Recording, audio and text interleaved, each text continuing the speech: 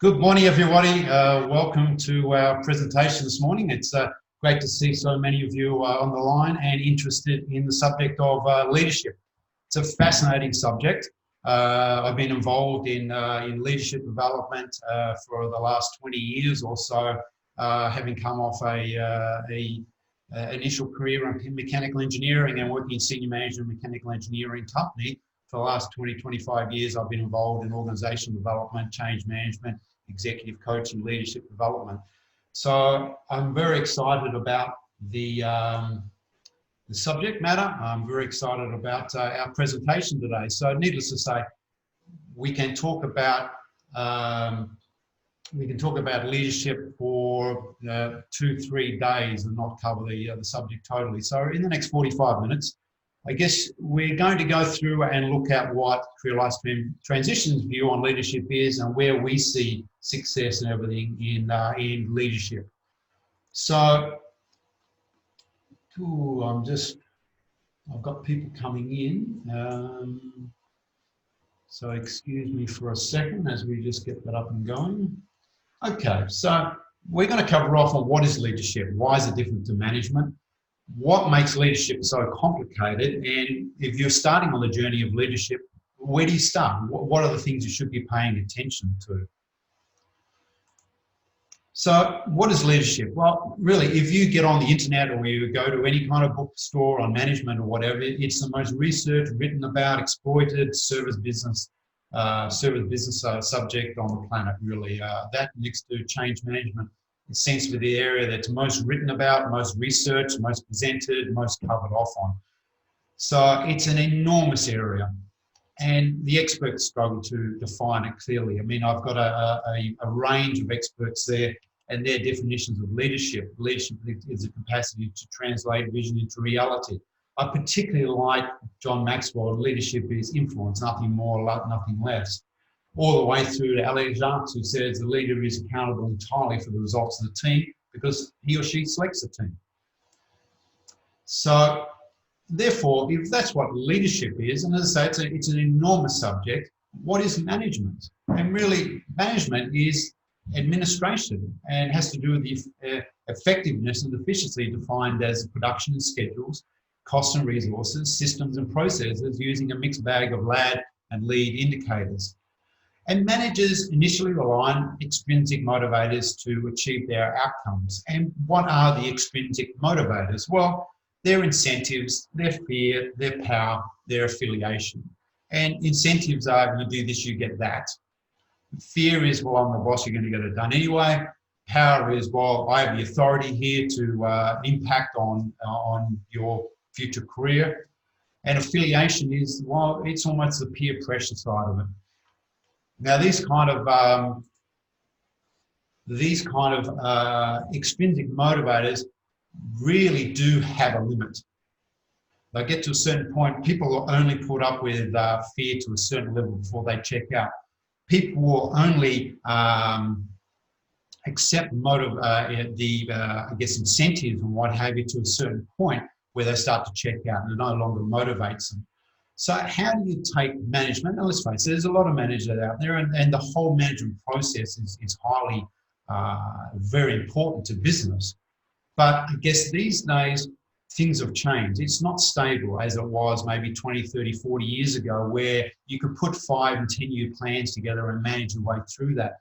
These days, I need to be able to move my team, motivate and engage my team fairly quickly to a rapidly changing environment. Whereas 5 years ago, it was 5-year plans. You know, these days, who knows what's going to happen in 5 months. So having a very mobile team is important, and that requires leadership. Management doesn't cut it anymore.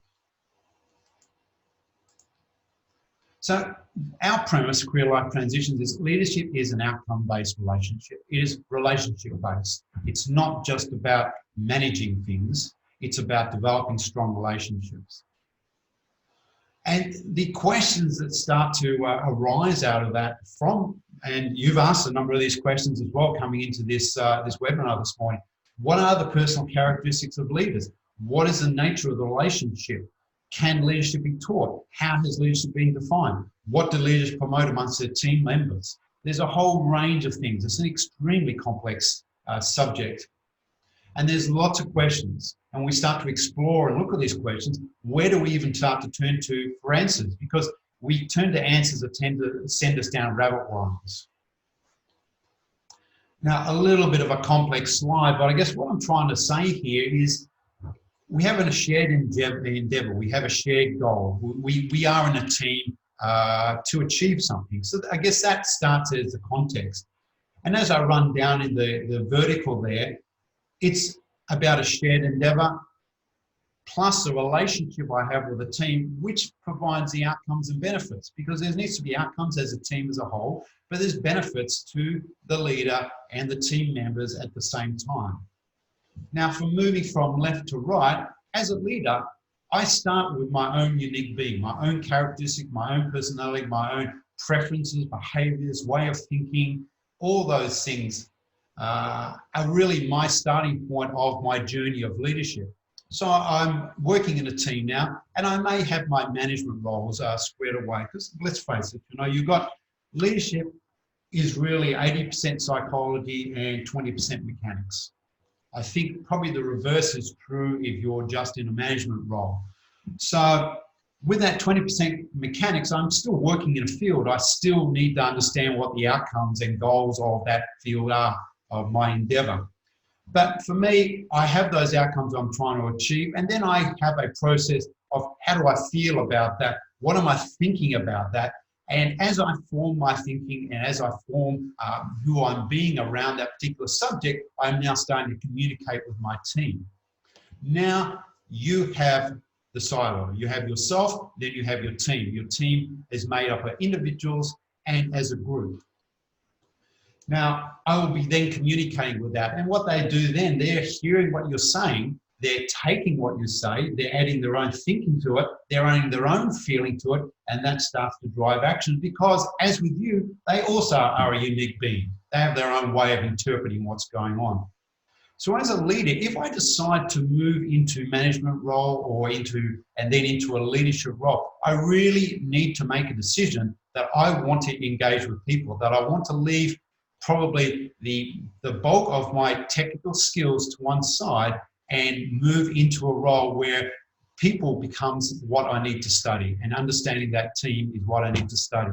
And that becomes a major part of your leadership journey, that you can interact with people, that you are building that relationship with them, and that you can engage them so you can achieve those shared outcomes. So leadership is a psychological relationship. To understand relationships, you need to become a student of psychology, a student of people. How do I think and feel? That needs to be the starting point for your leadership journey. It's not a matter of, well, I've been put in charge of this group, therefore they're subordinate to me. They will do what I say. They will behave the way I tell them to behave. That's where managers and leadership really starts to break down. And I've seen a lot of people move into those leadership roles where that whole relationship is very, very distressing for them. And I take a case study talking about Jane, for example. So Jane came to see us. We were engaged to assist Jane by the HR team. And I always remember Jane really walking to this meeting, sitting down, and the first thing she said to me, I don't understand why I'm here. Jane is a highly successful individual, highly intelligent, a couple of PhDs, and very, very, very task-driven. But in conversation with Jane, I discovered that, and she was quite willing to tell me that she was not interested in people whatsoever. She didn't care about people. She didn't engage with people because she didn't really care what people thought. Now, she actually had a team that was working with her, and management were looking not only at the team as being almost independent of the company and starting to create their own little silo in the company, but also that Jane was not engaging with other managers to the point where now other managers and other people in the organisation were actually starting to avoid her. They didn't like her. They didn't want to engage with her. And the end result of that, which started to be the basis of the coaching, was that her job was much harder than it needed to be. Imagine if you're trying to engage and deliver work and work with a larger organisation as part of your team, where people don't want to give you information, they don't want to talk to you, they don't want to engage with you, they don't want to assist you. Imagine how difficult that must be. Management could certainly sit back and have a look at that. So I guess that journey we took Jane on was going and exploring that. And I remember the last meeting I had with Jane just going back a month ago, we're still actively coaching, the penny had absolutely dropped. And I remember her sitting there saying, I was talking to someone who was the old me, and I could see how dysfunctional that person was and how ineffective they were in engaging myself and the team. And it suddenly occurred to me why this wasn't working. So leadership is that psychological relationship. How do I think and feel? How do others think? And knowing models about what engages and how people generally think is a part of the psychology. What engages and motivates people? What disengages them? What are group dynamics? How do they work?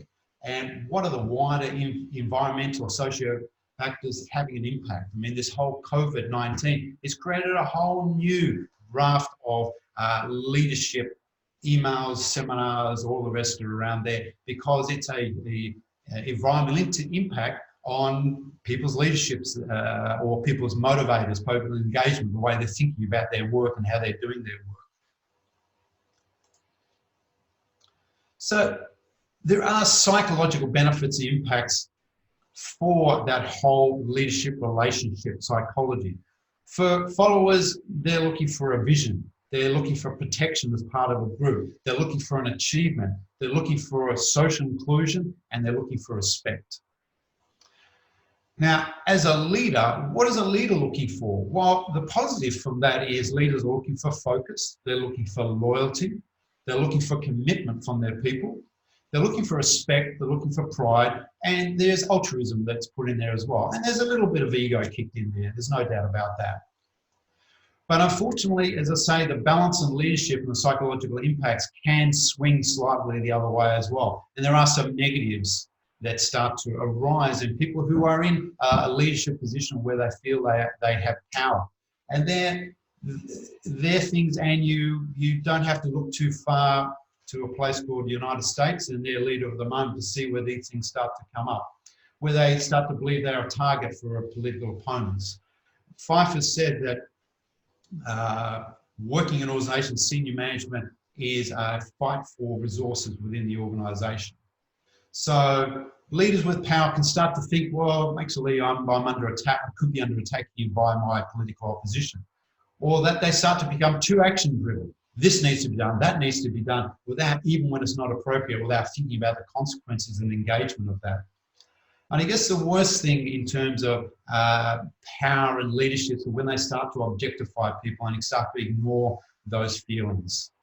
Now, you can certainly see, as I say, if you look at the way Trump is behaving at the moment with that power, that these things are really excellent examples of how not to go about doing it. Now, I guess one of the interesting things that I wanted to particularly draw attention to, although it's not the only thing, if you look at the SCARF model, this is the F, the last of the SCARF model, but really fairness, and this is from Tom R. Tyler, and you can look him up and have a read about the background of that. But he says fairness more than outcomes and what motivates people to cooperate. Refrain from disruptive behaviour and work to the common good. People are more sensitive to fairness or procedure than the favourable outcome in determining their commitment. And it's very, very interesting. I mean, I particularly highlighted that because we do a lot of coaching, and it's so interesting to be coaching even a senior person in an organisation where they're saying, this isn't fair, or that some reorganisation has occurred and people have been let go in the organisation and someone says, this isn't fair. Now, case study 2 I want to talk to you about is Kim. Kim came in quite self-righteous, non-receptive, almost arrogant into the coaching session. Once again, been nominated by their company to be coached by us. And they could clearly see, I mean, their issue was they had, once again, a very highly technical person who was extremely aggressive in meetings, to the point where they were, where Kim was looking to expand his span of control, where he was looking to move up more into more senior and more responsibility in terms of leading a larger and larger team, the company were actually doing the opposite. They were almost starting to isolate Kim, so that she was then now basically operating on her own, so her expertise. So you can see there's a massive disconnect there. Now, working and talking with Kim, and Kim had 3 or 4 coaches prior to me, and basically they had been unsuccessful. And in the background, I was pretty much told by the organisation this was her last shot at it. Working with Kim, we went through, and it absolutely started to stand out after a number of sessions that she saw and reacted to the unfairness in her workplace. And let's face it, you work for a large multi-organisation where you're contracting to massive companies, decisions are being made, cost cutting when things happen or what have you. It's very, very hard to be working in a large organisation like that where you're not seeing levels of unfairness. Unfortunately, Kim took that to heart and took it quite personally. So every time she saw what she saw was unfairness, it triggered something in her, and that trigger led immediately to aggression. So she would be yelling at people in meetings and being quite aggressive in her body behaviour and interactions. And I guess working through that and working through the psychology of leadership is what she wanted to do, to see the impact she was having on the people around her. And that sudden, we used to call it a blinding flash of the bloody obvious, where it suddenly clicked with her that her behaviour was no longer going to move her forward, started to make her become a student of the social interaction and a student of leadership. And as a result of that, it's been a while since we coached Kim, probably going back now about 6 months ago. She's been promoted into that role that she was aspiring to promote into, and still feels the triggers, still sees the unfairness, but is turning that into a positive focus through her behaviour and her language, rather than it being a negative response. Now, it's important to understand what derails relationships, and this applies to every single relationship you have, whether it's with your kids, with your partner, with your social group, your sporting group, whatever it is, and especially in your management group or your leadership group. Relationship is about an attachment. It's an emotional, psychological attachment. The leader has to create security in that attachment. And the easiest way to kill that, and they call this the 4 horsemen of the broken relationship: contempt. Rather than accept others' perspective as valid and apologise for any talking down, they treat people with contempt. They're critical of people, okay, talking behind their back or critical of them to their face.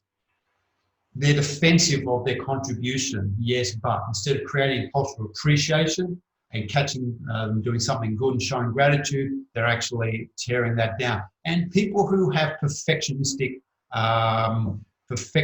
traits tend to exhibit defensiveness because it's never good enough. That's one of the characteristics of being perfectionistic. And probably the worst of that is stonewalling. Basically, I just withdraw my emotion when you're aggravated, rather than acknowledging their bid for attention and taking that cooling off period before responding. Now, once again, probably a little bit of a messy slide, but I'm sure some of you either have kids or have had kids or have friends who had kids. And my son, I've just had my first granddaughter. She was born about 3 weeks ago, so we're all very excited about that. Sadly, they're in Melbourne, so I haven't had a chance to go and visit them. But talking to my son Corey and just reflecting, I've got 4 boys, on the amount of information you've got about being a parent. Everyone's got advice, and I think there's a manner of mindset many years ago. Opinions are like armpits. Everyone's got 2 of them. They all stink. So you're as a parent, you're inundated with thousands of bits of advice about how to do this, that, and the next thing. And leadership is a little bit the same way. Everyone's got something to sell to you, and everything will interact at some point. And given that leadership is a trifecta of psychological interaction between you as a leader, your team, and each of the individual members of that team, There are so many factors that kick into that. You can't run off and pull one lever and without addressing something else. I can't go in and do a psychological profile on myself if I don't take the time to understand where my team is coming from. I can't go in and restructure an organisation if I don't change the way management and leadership is interacting with people. I can't ignore the COVID-19 environment at the moment and expect things to go on the way they were doing before. I can't look at benefits. I can't look at reward systems and things like that without shifting every part of that. And I guess what makes leadership so complex is so many entry points into the leadership game in that full cycle that different organizations are looking at different entry points. So if you get online there, if you have a look at your own personality profile, there's hundreds and hundreds of personality profiles. Everybody wants to sell you something on how to evaluate your team. Are you pulling your team together? But I mean, if you have a great team but the wrong structure, well, you're not going to get the results either. You've got consultants who want to talk about restructure. You've got individual psychology of the team members. There are so many things. So I can understand how people in leadership and management and in senior roles in organizations are looking at all this and thinking, man, you know, there are so many things I could do, so many things I should do. I just need to knuckle down and get the job done because this could be a full-time job. So I guess making it so complex is why leadership is the most researched and the most talked about topic in business today. It's those complexities. So where do you go with that? So short answer, okay? We want to move from command and control, the stick and carrot, which is a little bit about management. I know all managers are not the same, we're all unique individuals. But if we're talking about pure leadership role here, managers will tend to use stick and control, stick and carrot and command and control. What we're trying to move to, and we're huge fans of servant leadership, leadership that is focused on serving the needs of the members of the team. So what's the short answer to that transition? Well, you need to start with your own values, morals, ethics, and behaviours. And doing a lot of coaching, it's really interesting. Yeah, so we've coached hundreds of people, asking people, what are your values? What are your morals? What are your strong-held beliefs?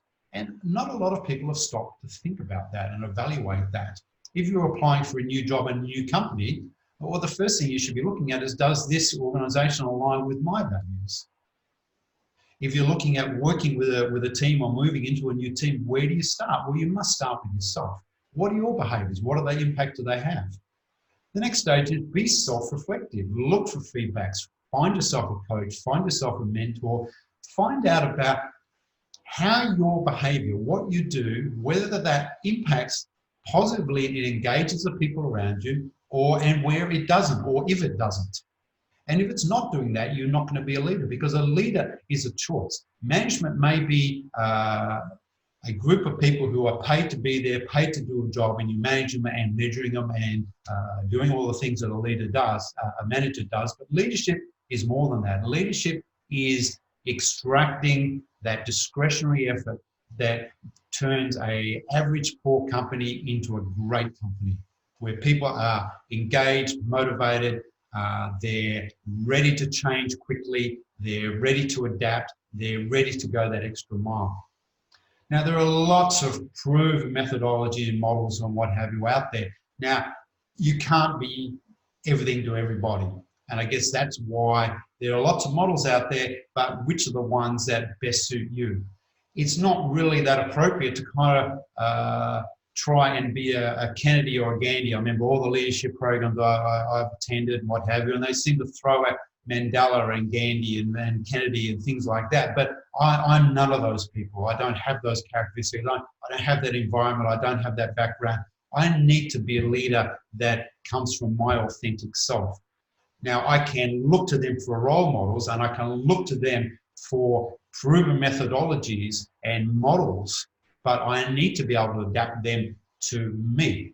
So I look for those role models. I look for people, and I think that's done really well. I can be that, and I see the positive result that gets. Let me adopt that behavior and see if that works for me. Okay? I see other leaders, and I see someone influence someone in a particular way, And I guess a classic one that I see quite a bit is very extroverted. People who are introverted seem to look at extroverted people and say, oh, people love them and gravitate to them and what have you. And I wish I was more extroverted. If I was more extroverted, I'd be a better leader. Not so fast. That is not necessarily the case at all. If you're not naturally extroverted, striving to be an extrovert, to be a good leader, is not a path you want to go down, okay?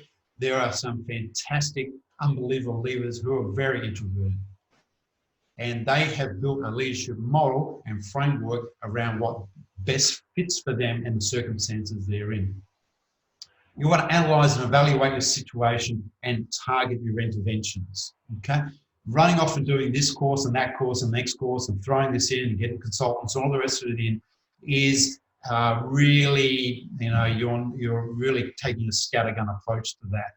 Unless you understand and spend some time looking at where you're going and what you want to achieve out of that, then just running and doing course after course after course may not be adding the value you want it to add. And I guess the most important thing about leadership is you walk the talk. Nothing will destroy you as a manager or a leader faster than you expecting someone else to do something you're not doing yourself. So I'm just going to quickly cover off on what servant leadership is. A servant leader focuses on the well-being and growth of the people in their community.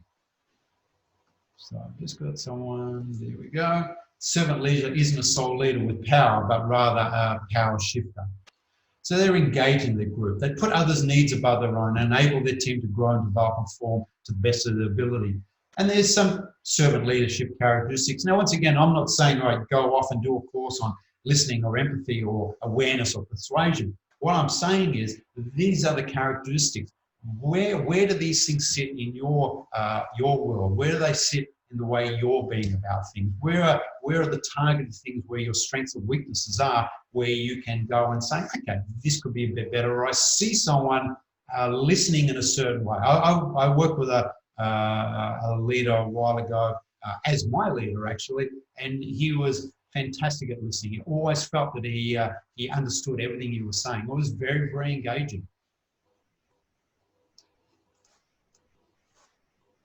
So I want to throw up there, and this is Ken Wilber's integral model. I'm going to weave it into some research that my good friend Brett Reed pulled together from the Safety Leaders Group. He's done a lot of work in the US with one of the universities there.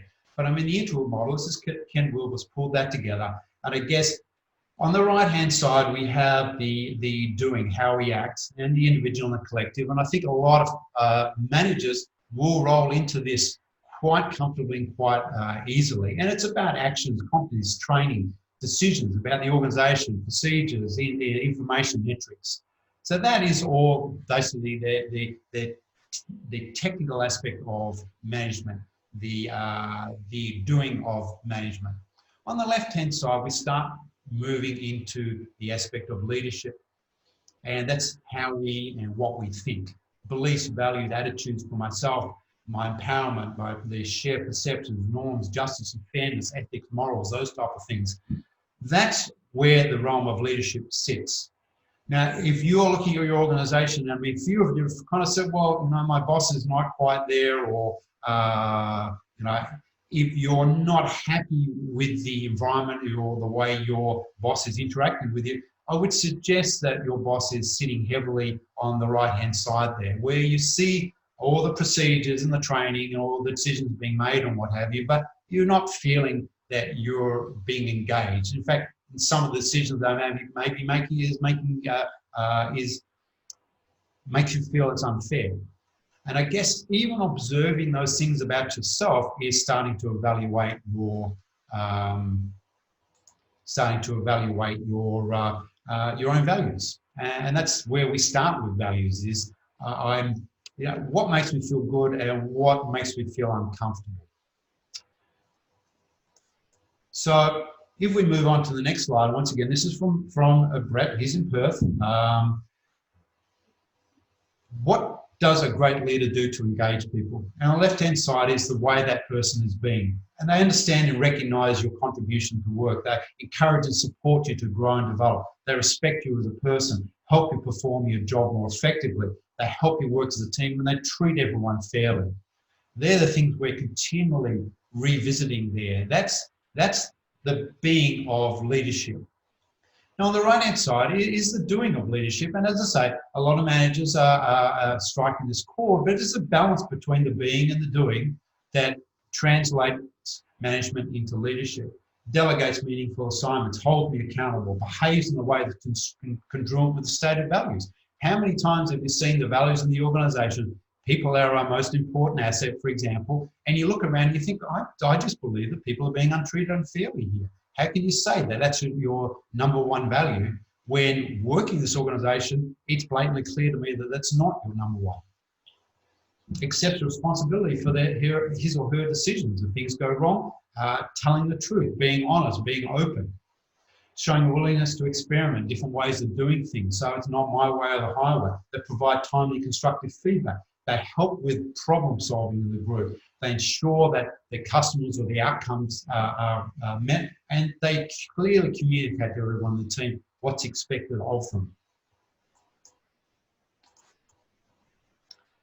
So just starting to wrap up a little bit now. Congratulations. So what are your next steps in your own journey on leadership? So congratulations, you've started the first step. The fact that you're interested in leadership and you see that leadership is something you either want to know more about or that is something that you are aspiring to is a great start. I mean, just recognizing that it is a body of work that needs to be studied, and it is a subject on its own, not something that just naturally is born, that you somehow is infused in you when you get promoted. Recognizing it as something you should be focusing on is a great start. So you should look at your own characteristic, or look at the characteristics of successful leaders already in your own context. So look around at your managers, and that's a positive and negative. What is my current leader? What is the leader of the company doing? What is the leader of the country doing? Mark McGowan is getting up and doing a fantastic job of Premier, regardless of where your affiliations lie politically. His communication, the way he's going about things, people feel engaged. They feel like he has their best interests at heart, and that's a great start for leadership. So take note of those characteristics, but also take note of the characteristics that don't engage people, because they start to build your own story of this works and that doesn't work. And that's where we move on to your self-reflection. What are your strengths or weaknesses? Do your surveys online, have a look at your LSI, look at your Hogan, look at your, there's many out there, disc profiling, all those kind of things, all those things that give you a clue as to how you think, how you react, but more importantly, it tells you how big your sandbox is. And that's important. To know where you are on a map is no good unless you know the size of the map and where you sit in it and what the rest of the terrain looks like. If you have any opportunities for leadership roles, take them. Be a coach at the local footy team.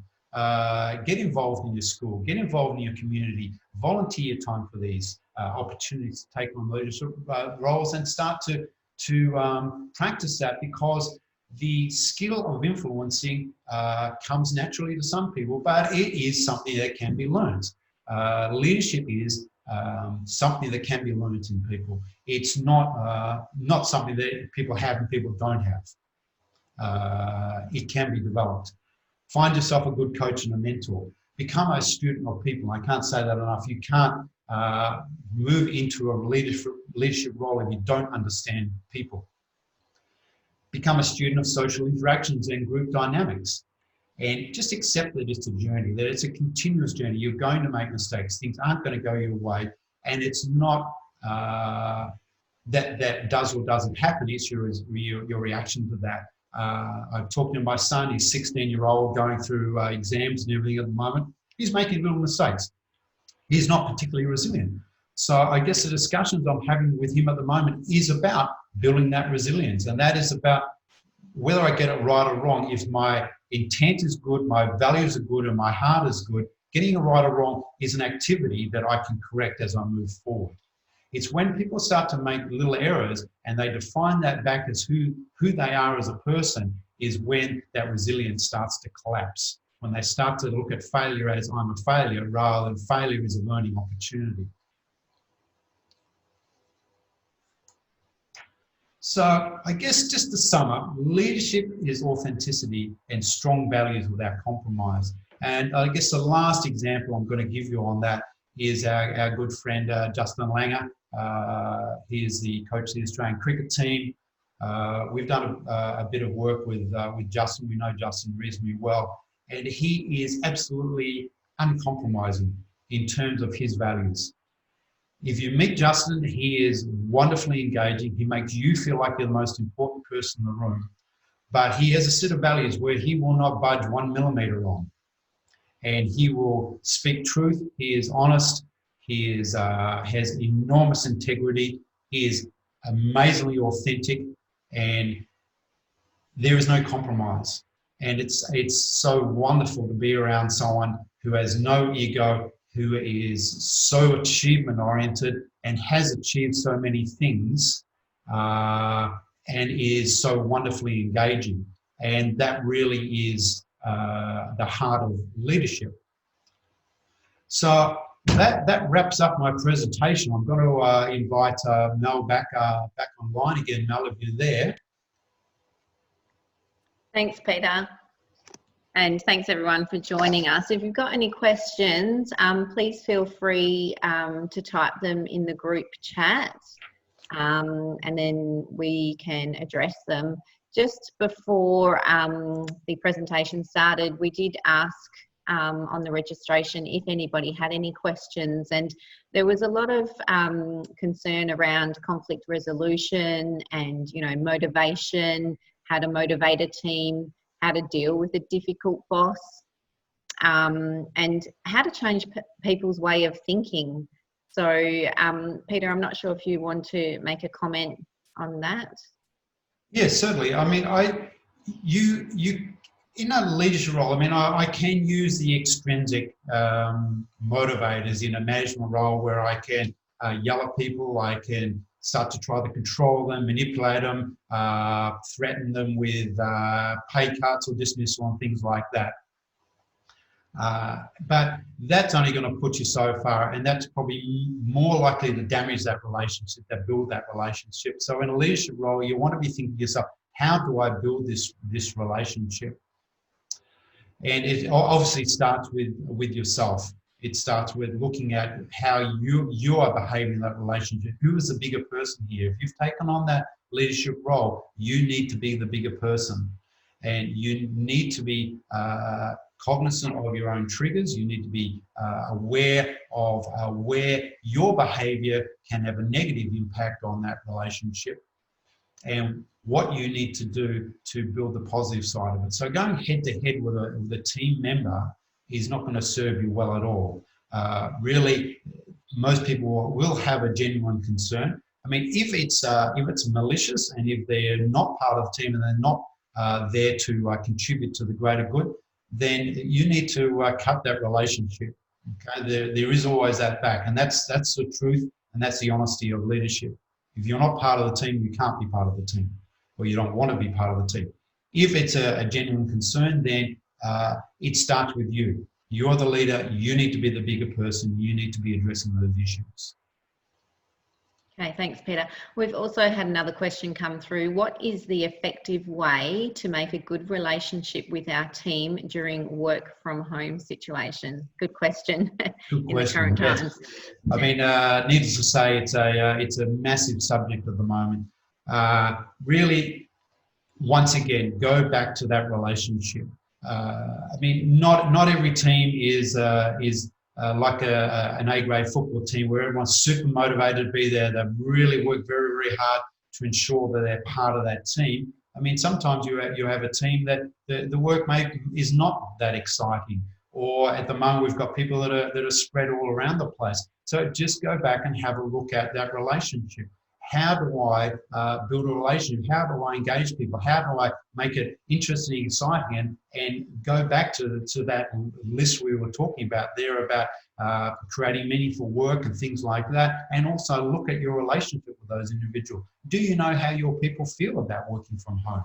Do you know what their aspirations are for the future? Do you know? I mean, I know what my team, as Mel, we know what our team think about working from home. Now, I can't dismiss or ignore that. Some of us love it. Some of us don't like it. Some of us like the social interaction. Some of us like the peace and quiet of working from home. Everyone will be doing something a little bit different. But recognizing that, taking that into account, building a solid direction and endeavor about what we're trying to achieve there, and pay attention to that relationship and try and make it fun. I mean, relationships are enjoyable. There's something I want to be involved in. If I'm dragged into that interaction, it's not that much fun, and you won't get the best out of me. Does that answer the question for you, Mel? Yeah, and I think it's also about maintaining that connection from different working environments as well. So there's definitely validity and the importance of, setting up, more frequent conversations perhaps with Absolutely. your team. Yeah. What you need to do, what do you need to do to maintain that relationship? And some people, they like a lot of contact. Some people don't like so much contact. Some people, it's about understanding what support the individual needs as part of your team. And I think, as we've got organisations that are flatter and flatter, and as you have more and more people reporting to you, it started to rob us that opportunity to get to know people individually. I mean, when I was doing my master's, and they were talking about sociology and team, but some of the most number of people you should have reporting to you, I think, was 7 at that time. And I think these days the average is something like 16. Very, very hard to get to know the people you're working with and what have you, when there's just so many of them, and there's so many mechanical things that you need to pay attention to, even though you're asked to be a leader. All right, great. There doesn't appear to be any other questions. Just letting everyone know that we will be sending a copy of the PowerPoint presentation to you all as well, and hope that you found the presentation valuable. Thank you for joining us this morning. And we do hold these series once a month, so please feel free to register for our future Feed Your Mind webinar events. Thank you very much for joining us. It was lovely speaking to you all. Bye-bye.